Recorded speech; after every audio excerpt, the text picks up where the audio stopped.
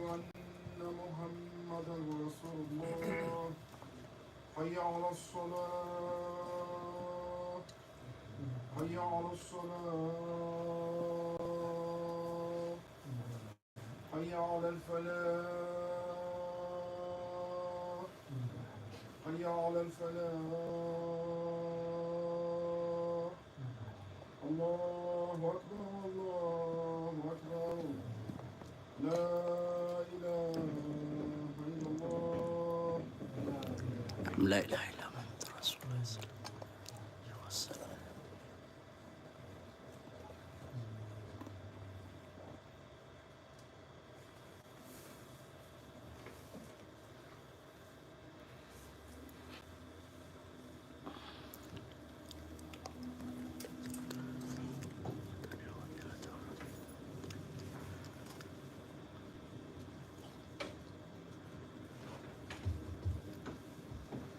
إن الحمد لله نحمده ونستعينه ونستغفره ونعوذ بالله من شرور أنفسنا ومن سيئات أعمالنا من يهده الله فلا مضل له ومن يضلل فلا هادي له وأشهد أن لا إله إلا الله وحده لا شريك له وأشهد أن محمدا عبده ورسوله اللهم صل عليه وسلم تسليما كثيرا وصل اللهم على آل بيته الطيبين الطاهرين وعلى أصحابه الغر الميامين وعلى من تبعهم بإحسان إلى يوم الدين أما بعد. يا أيها الذين آمنوا اتقوا الله حق تقاته ولا تموتن إلا وأنتم مسلمون. All praise be to Allah. We praise Him, we seek His help and ask for His forgiveness. I bear witness that there is none worthy of worship except Allah. And that Muhammad sallallahu alayhi wa sallam is His slave and messenger. May Allah bless him, his noble family, his companions, and all those who follow them with the righteousness till the day of judgment. O you who believe, fear Allah as He should be feared, and by not except in the state of Islam.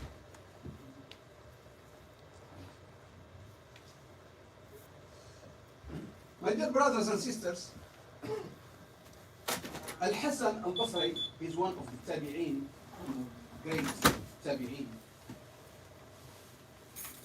He said, indeed Allah has made the month of Ramadan a time for His servants to compete in acts of obedience. Some people have excelled and succeeded, while others have fallen behind and failed. إن الله جعل شهر رمضان مضمارا لخلقه يستبقون فيه بطاعته إلى مرضاته فسبق قوم ففازوا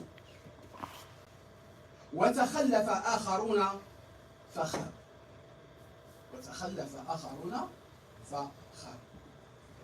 So today, my brothers and sisters, we will discuss the topic of fasting from different angles. As you know, the word fasting is mentioned in the Quran in 14 places. Mostly in Surah Al-Baqarah, Surah Al-Nisa, Surah Al-Ma'idah, Surah Maryam, and Surah Al-Ahzab.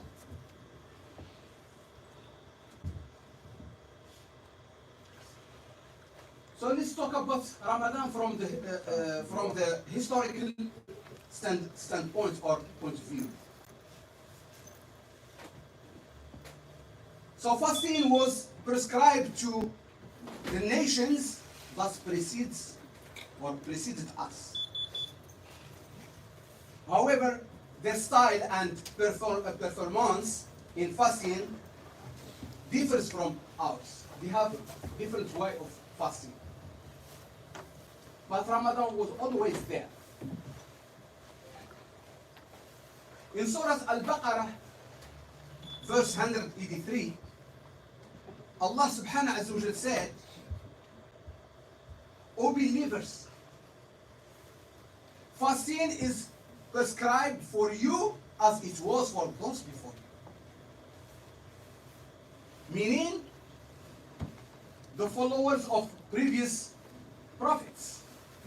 So not only us as Muslims or the people who follow Muhammad sallallahu alaihi wasallam, it was for the people of Moses, Isa alayhi salam, Noah, all the prophets.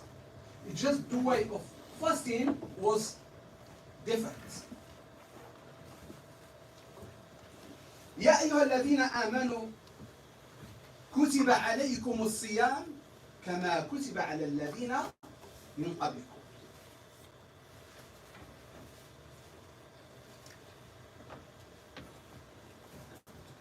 Second point is we will see the Ramadan or fasting from a fiqh standpoint. Muslims must fast whenever they see the crescent moon. Whenever they see the moon, they should fast.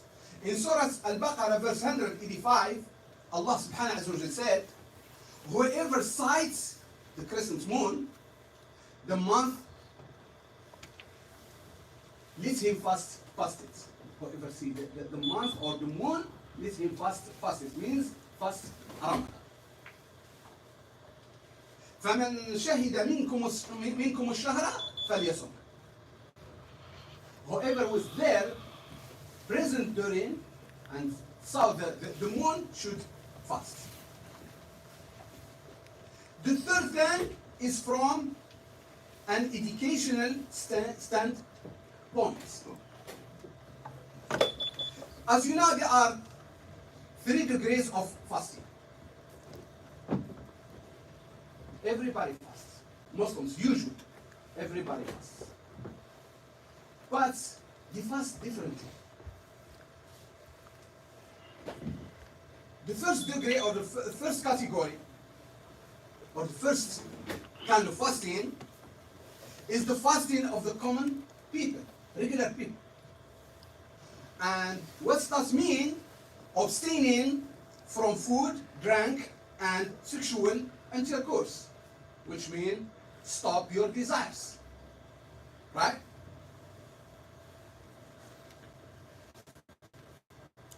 Maimun ibn Mahran, one of the scholars, he said, the easiest part of fasting, my brothers and sisters, the easiest part of fasting is leaving food and drink. أهون الصيام الصيام عن الطعام. So that's the easy thing. You can just go work, forget about it, and don't drink, don't fast. I mean, don't drink, don't eat, and you are. And this is, in fact, everybody can do that with little bit of effort. Because I know some Muslims, when it comes to Ramadan, they start finding excuses. I have to work, I have to do this, I have to do this. But even animals can fast, not just humans.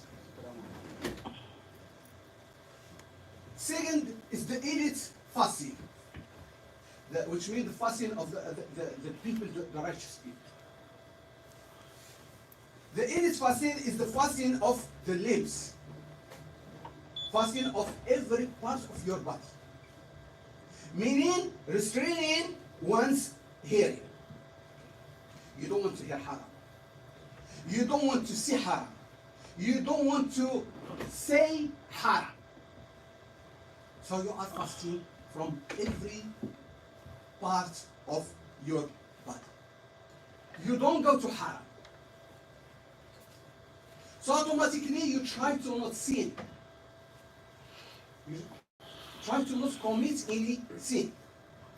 Not just stop food. A lot of people, they are fasting, subhanallah, and they still backbite. They still curse. They still F word here, S word here, and especially, subhanallah, I hate this word. F word has become, even among Muslims, it's become like candy. Just remember when you start your if word, if this, if this, if or is, you know, you are sinner. Act like a Muslim. Muslims shouldn't pronounce this kind of ugly words. In fact, I see people praying in the first lines, and the first time when they get out, start bombing the words. Subhanallah.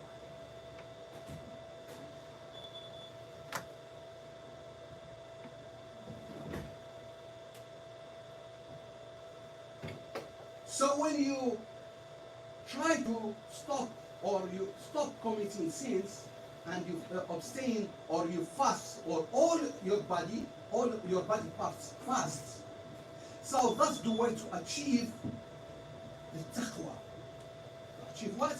The iman, the taqwa, the high level of iman.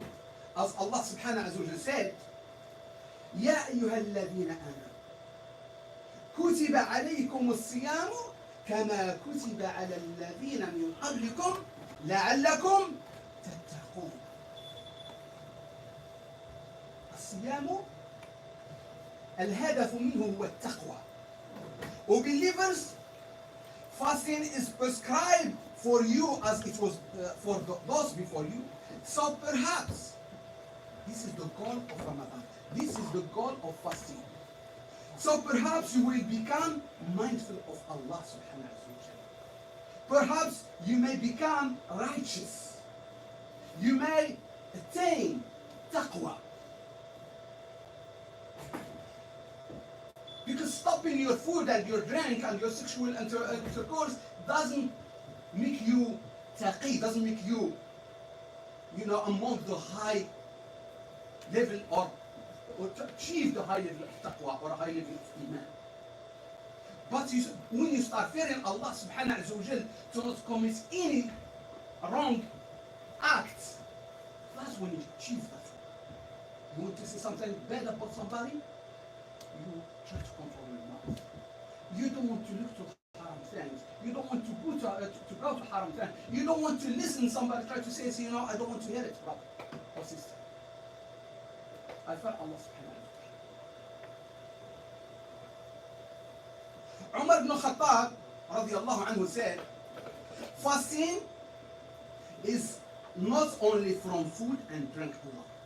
Remember, fasting is not. My brothers, can you come forward, please? Jazakumullah khairan. There's brothers behind you. Inshallah, please. That's why we have to guys when you come in us. Don't be upset with my brother when he's telling you go there, okay? He's just trying to organize, that's it, okay? Jazakumullah khairan. Thank you.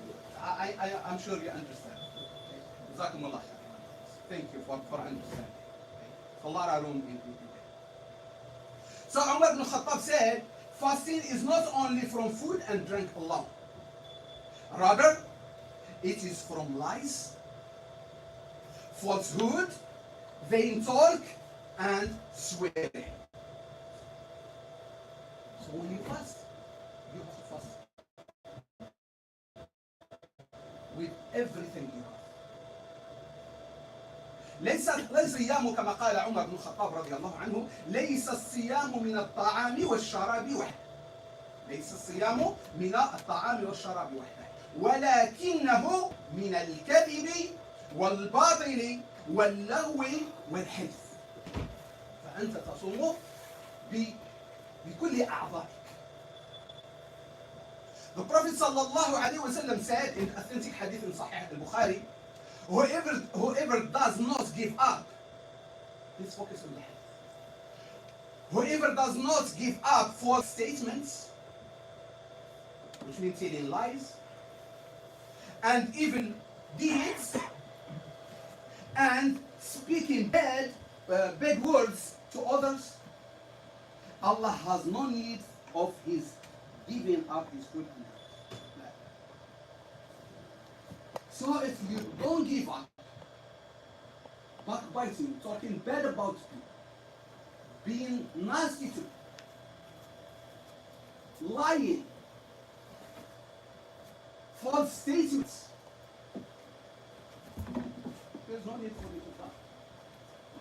There is no need for you to stop your drinking and food. Just go for it. because that's really is not fast. As I mentioned, stopping food and drink, that's easy thing. Everybody can do it. Even the non-Muslims, they do it for his reason. But as a believer, as Muslim, you should do it for the reason Allah subhanahu wa ta'ala prescribed this fasting, which means to achieve taqwa. من لم يدعو أو من لم يدع قول الزور والعمل به قول النبي صلى الله عليه وسلم من لم يدع قول الزور والعمل به فليس لله حاجة في أن يدع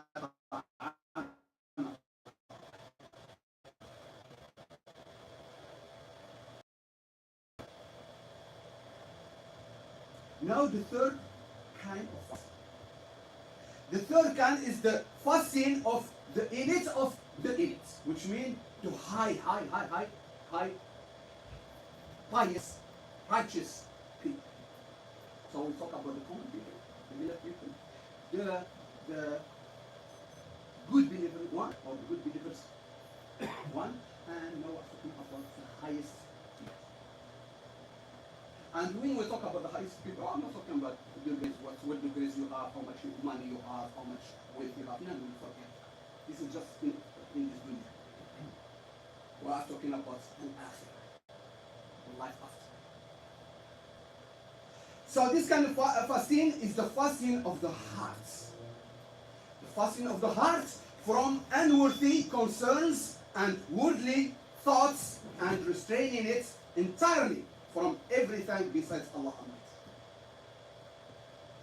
So your goal, your target is to satisfy only Allah subhanahu wa ta'ala. You care less about human being. You care less about this dunya. Your focus in how Allah will be satisfied you. How Allah will forgive me in this Ramadan, I will be among the people of paradise. That's the only thing you care about. So when you choose, when you get to this level, now we are talking about it. When we talk about this level of fasting, we are talking about making qiyam, praying at night, praying on time, your fara'id, your obligatory prayers, giving charity as much as you can, helping people, try to not say anything bad, try to be perfect Muslim if you can, or believer if you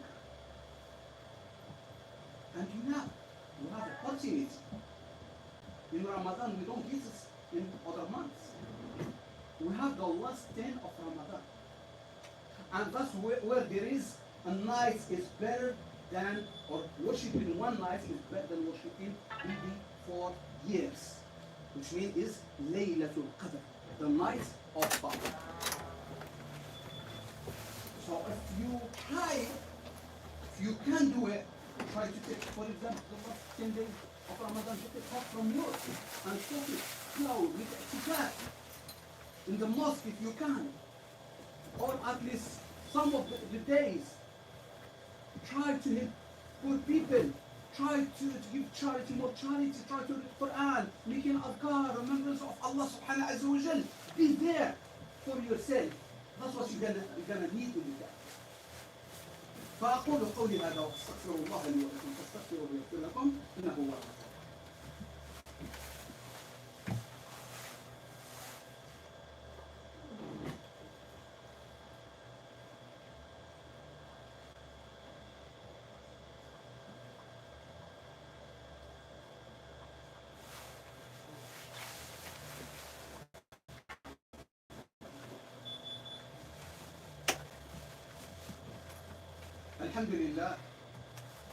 الحمد لله وحده والصلاة والسلام على من لا نبي بعده.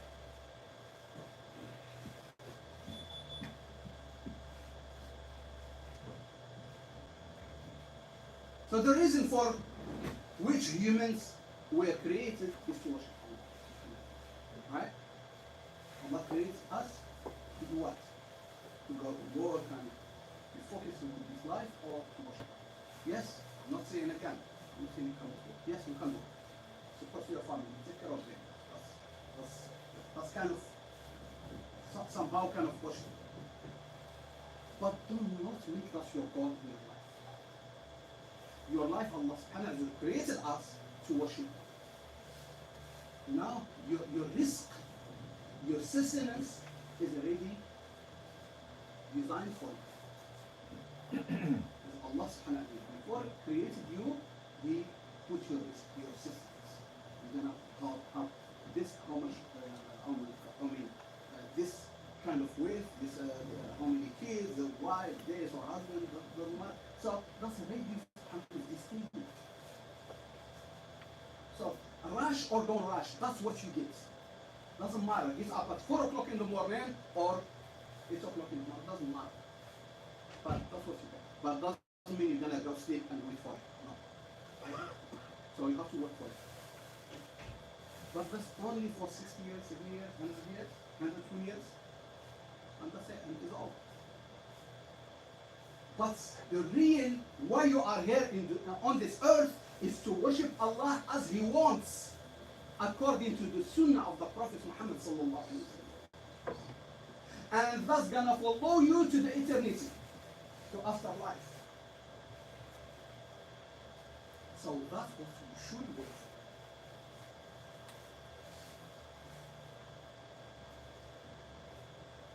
Like I said, Allah created us to worship.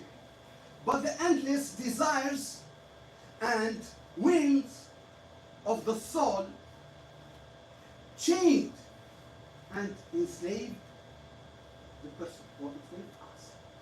This life, my brothers and sisters, enslaved us.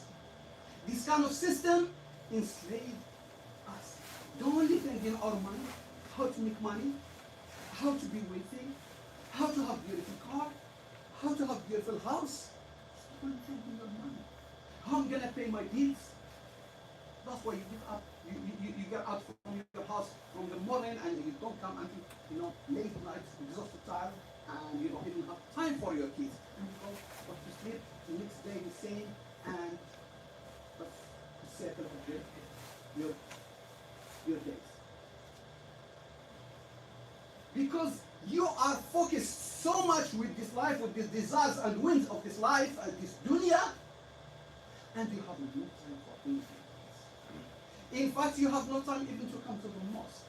Or even when you pray home, you just like, Allah Akbar, you don't know what you are saying, you are exhausted, you just want to finish those. And if you are lucky, you pray them on time. The most of brothers, Allah, sisters, you don't even pray on time. You pray the God of prayer in the afternoon and pray them after that. So automatically, this dunya, this desire, or the desire of this dunya is enslaving us.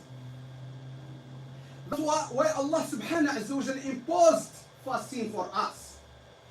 For this soul, to free it